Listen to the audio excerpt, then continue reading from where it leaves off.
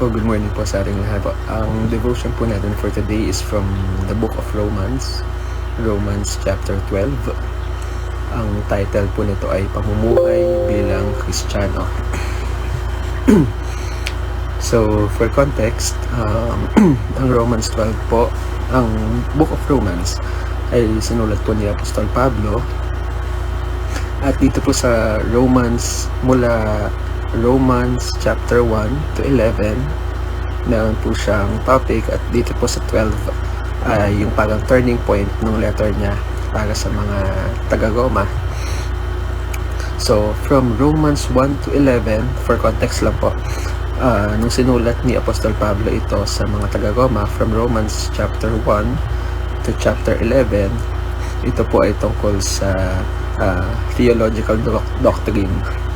At pagdating po sa chapter 12, medyo nag-shift si Paul from theological doctrine to Christian living, to practical Christian living.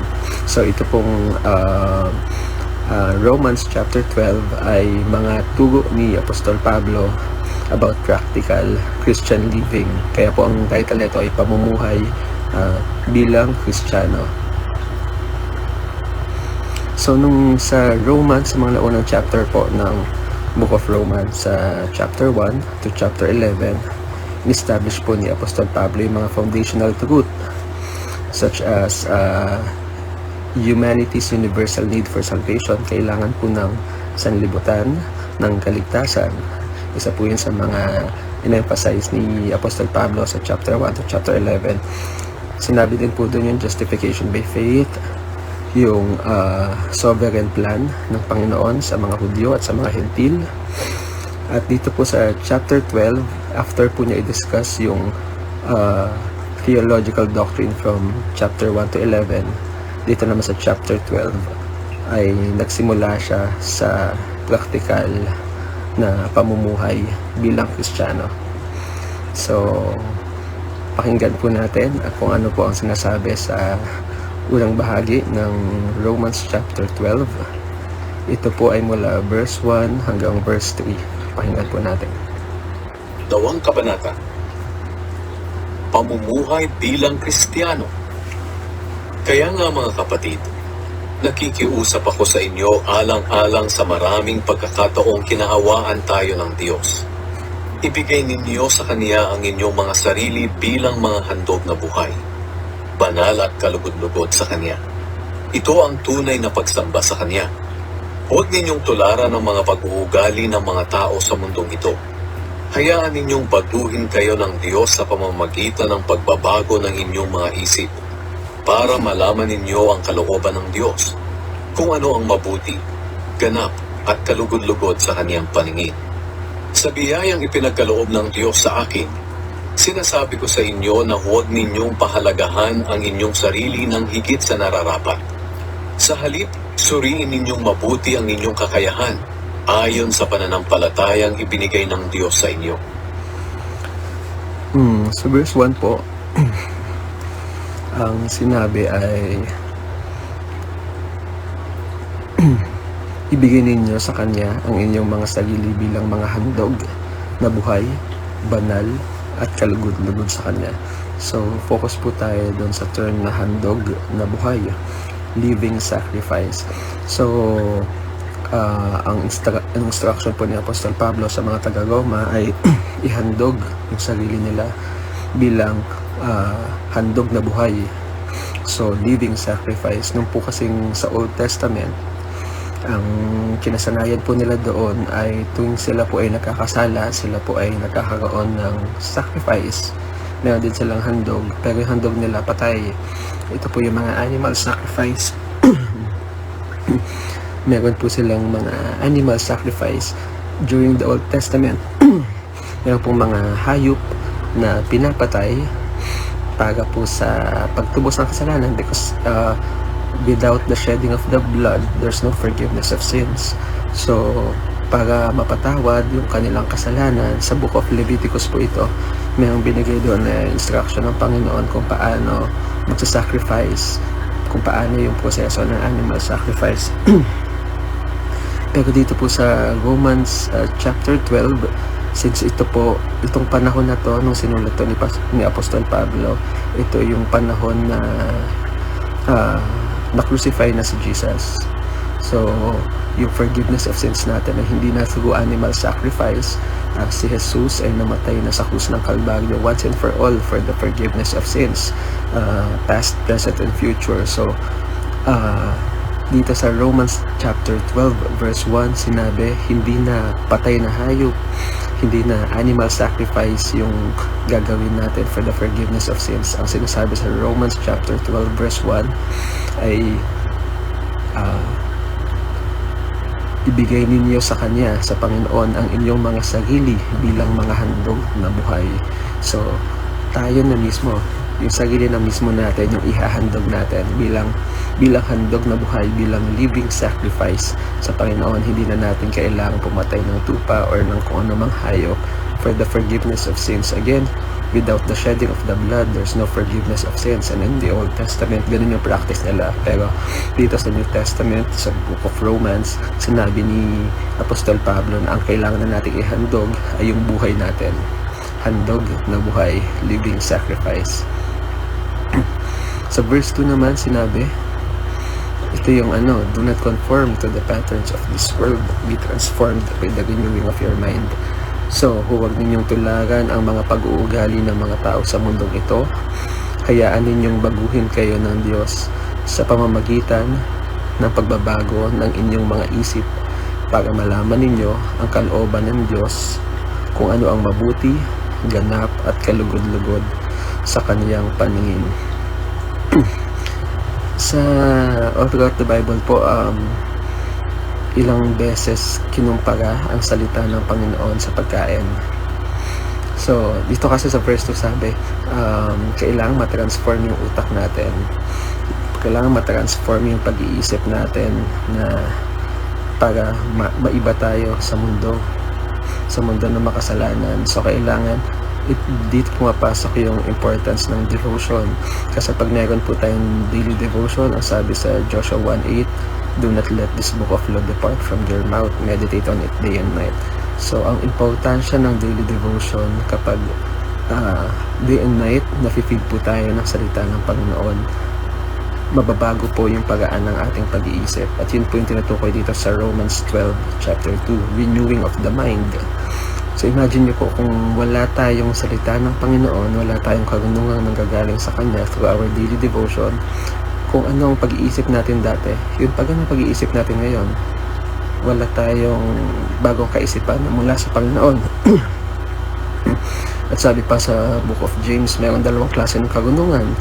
Karunungan galing sa Panginoon at karunungan galing sa mundo. Sa Tagalog po na version ng Bible sa ASND, yung karunungan galing sa mundo, tinatawag din na karunungan galing sa Diablo. So imagine kung wala tayong karunungan galing sa Panginoon, ang karunungan na meron tayo ay galing sa mundo o galing sa Diablo. So dito sa sa verse 2 ng Romans 12, sinasabi na kailangan magbago, kailangan mag-renew yung ating pag-iisip sa pamamagitan ng pagbabasa or pakikinig ng salita ng Panginoon. At sa maraming verses sa Bible, ikinumpara ang salita ng Panginoon sa spiritual food, spiritual na pagkain. Imagine nyo po yung physical body natin, kailangan natin kumain for us to survive. Ganun din po sa ating spirituality. Kailangan din po natin ng pagkain. Sa Matthew 4:4, ang sabi po doon, pero sumagot si Jesus, sinasabi sa kasulatan, hindi lang sa pagkain nabubuhay ang tao, kundi sa bawat salita ng Diyos. So, kailangan din nating mabuhay sa salita ng Panginoon, hindi lang sa pagkain. Sa 1 Peter 2:2, kinumpara naman dito yung salita ng Panginoon sa gatas. Sabi dito, gaya ng sanggol na bagong panganak, manabig kayo sa dalisay na gatas na espiritual upang lumago kayo hanggang makamtan nyo ang ganap na kaligtasan. Sa Psalm 119:103 naman po ang sabi, kay tamis ng iyong mga salita, mas matamis pa ito kaysa sa pulot. How sweet are your words to my taste, sweeter than honey to my mouth.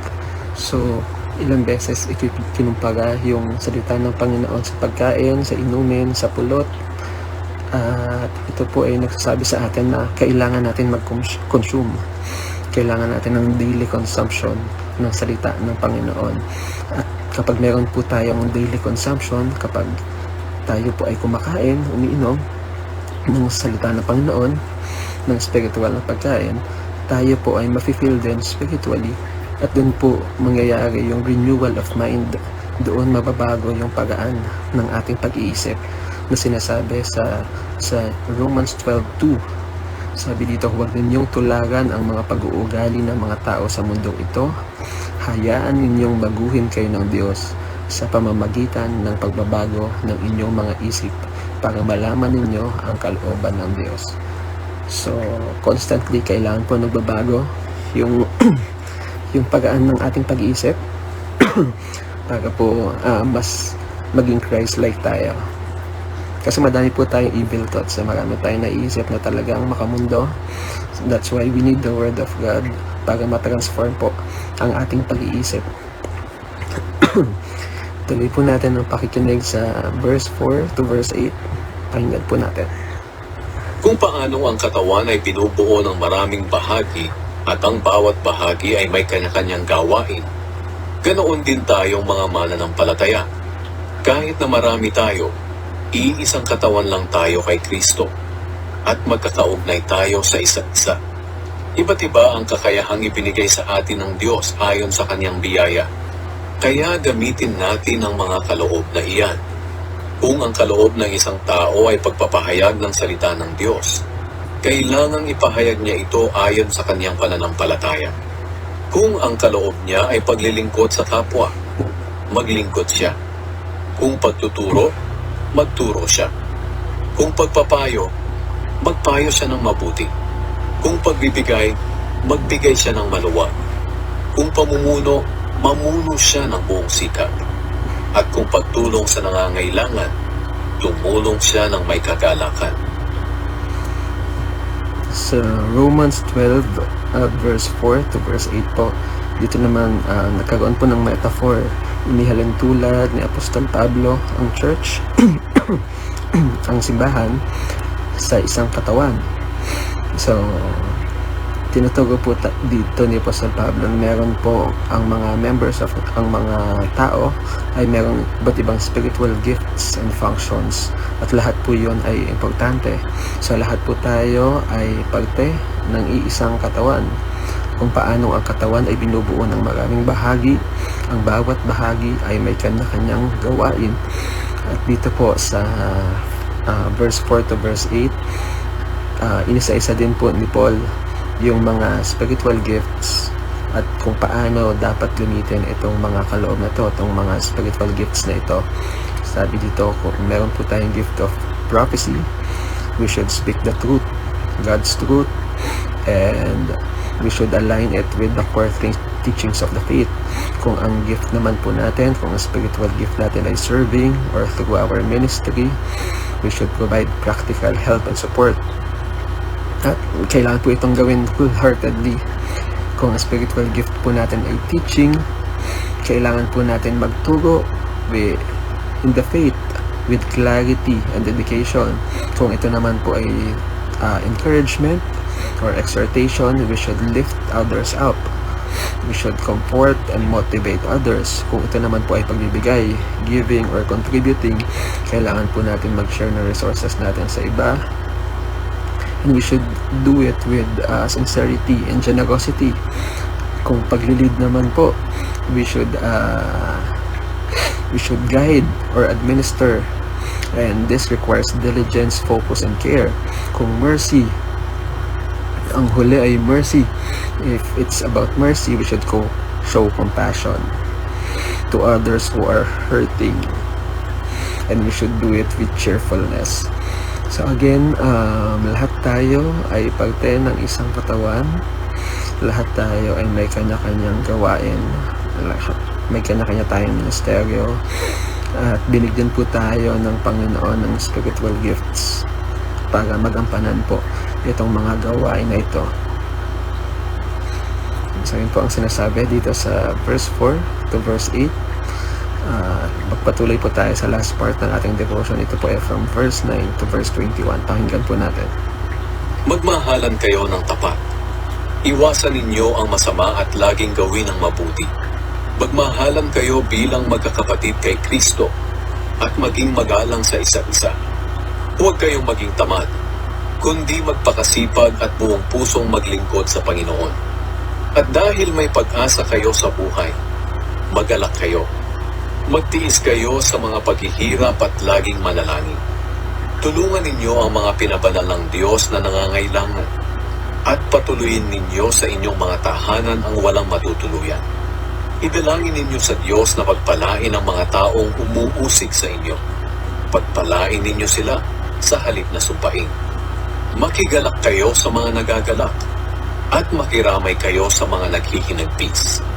Mamuhay kayo ng mapayapa sa isa't isa. Huwag kayong magmataas. Sa halip ay makipagkaibigan kayo sa mga taong mababa ang kalagayan. Huwag kayong magmarunong. Huwag ninyong gantihan ng masama ang mga gumagawa sa inyo ng masama. Gawin ninyo ang mabuti sa paningin ng lahat. Hanggat maaari mamuhay kayo ng mapayapa sa lahat ng tao. Mga minamahal, huwag kayong maghihiganti. Ipaubaya ninyo iyan sa Diyos. Sapagkat sinabi ng Panginoon sa kasulatan, Ako ang maghihiganti. Ako ang magpaparusa. Kaya, kung nagugutom ang iyong kaaway, pakainin mo. Kung siya'y nauuhaw, painumin mo. Dahil kapag ginawa mo ang mga ito, mapapahiya siya sa kanyang sarili. Huwag kayong patatalo sa masama, kundi talunin ninyo ang masama sa pamamagitan ng paggawa ng mabuti. So yun po, ang daming instructions ni Apostol Pablo sa mga taga-Roma. Ang una doon, magmahalan kayo ng tapat. Actually, itong lahat na to from verse 9 to verse 21, di ba, basically, ang utos naman is to love God and to love people. At ito pong verse 9 to 21, this is about loving people. Kung paano natin mamahalin yung isa't isa bilang mga Kristiyano. Hindi po sa standard ng mundo, kundi sa standard ng Panginoon. Gusto ko lang emphasize ang isang verse, verse 18, Romans 12:18.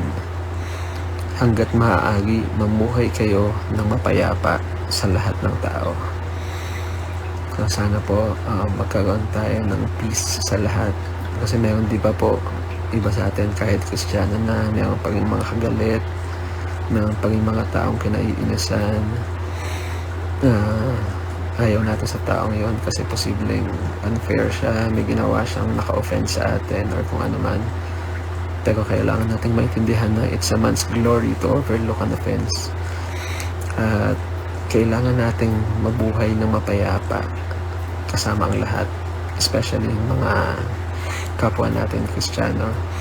Kailangan nandun yung yung peace within the church. So, yun po, hanggat maaari, mamuhay kayo ng mapayapa sa lahat ng tao. Kung meron man tayong hindi pa napapatawad, sana dumating yung point na mapatawad na natin sila. Kung meron man tayong ugali ng kasamahan natin na kinaiinisan natin, maybe the Lord is teaching us to be more patient, to be more loving, to be more forgiving. Sana talaga mabuhay tayo mapayapa sa lahat. Mas magaan po ang buhay natin bilang mga Kristiyano kung payapa po tayo sa isa't isa.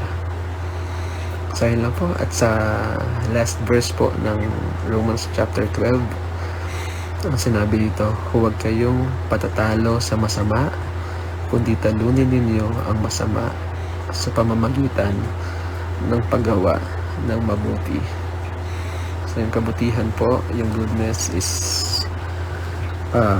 one of the fruit of the Holy Spirit. So di ba po, love, joy, peace, patience, kindness, goodness, gentleness, faithfulness, and self-control. So let us practice those fruit para po talaga mapanindigan natin at mamuhay tayo bilang mga Kristiyano. So ayun po ang kabuuan ng ating devotion for today. Pamumuhay bilang Kristiyano. Medyo madaming instructions si Apostle Pablo dito. So I advise, kung gusto po ninyo, pwede po ninyo pabalikan isa-isa yung mga advice ni Apostle Pablo. So yun po. And I encourage everyone, ipagpatuloy po natin yung ating devotion. Kasi po, kailangan nating mahalin ang salita ng Panginoon. Ito po natin mapapakita kung paano yung importansya ng Panginoon sa buhay natin, at kung gaano kahalaga yung salita niya, kung gaano natin kakailangan yung salita ng Panginoon bilang guidance natin. So sana po patuloy nating mahalin ang salita ng Panginoon. Ayun po. Tatapusin ko lang po ito with Romans 12:2. Huwag ninyong tularan ang mga pag-uugali ng mga tao sa mundong ito. Hayaan ninyong baguhin kayo ng Diyos sa pamamagitan ng pagbabago ng inyong mga isip, para malaman ninyo ang kalooban ng Diyos, kung ano ang mabuti, ganap at kalugod-lugod sa kanyang paningin. Maraming salamat po sa matyagang pagpakikinig. Manalangin po tayo. Lord God and Heavenly Father, Lord, salamat sa umagang ito, Panginoon. Lord, You are a sovereign God, You are a merciful God, You are the God of wonders, Panginoon. And Lord, we thank You, Lord God. We thank You for the opportunity to study Your word, Lord God, ngayong araw na ito. Lord, salamat sa paalala, Lord God, na kailangan namin, Lord God, baguhin yung pagaan ng pag-iisip namin, Lord God. Yung isipan naming makamundo ay kailangan namin baguhin at kailangan namin palitan, Lord God. At Lord, kailangan ma-renew yung aming pag-iisip daily, Lord God. At Lord, doon magaganap yung transformation, Lord God, yung Christ-likeness, Panginoon. And Lord, be with us, Lord God, as we study Your word every day, Lord God, through our daily devotion, Lord God. Lord, this we pray in Jesus' name. Amen. So maraming salamat po. See you all po sa ating next devotion. Good morning po.